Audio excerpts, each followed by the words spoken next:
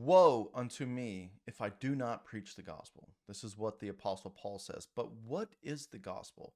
What is the details of the gospel? And that, my friends, is what we're going to go over today. So let's jump into Romans chapter 1, and it reads in the Net Bible, it says, "From Paul, a slave of Christ Jesus, called to be an apostle, set apart for the gospel of God."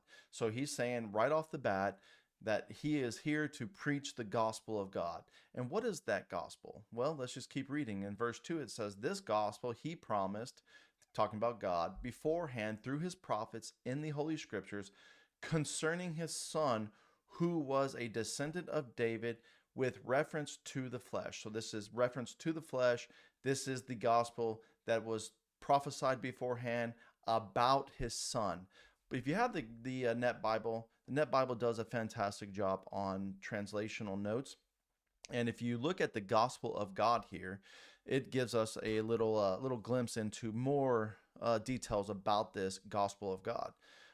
In the translational notes of the Net Bible, it reads, "The genitive in this phrase, euangelion theon," the gospel of God, could be translated, one, the first way, subjective genitive, the gospel which God brings, or two, an objective genitive, the gospel about God.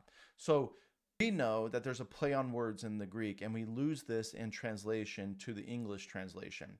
So this could literally be, hey, this gospel that Paul has was brought by God and is about God. And this is exactly what happened on the road of Damascus.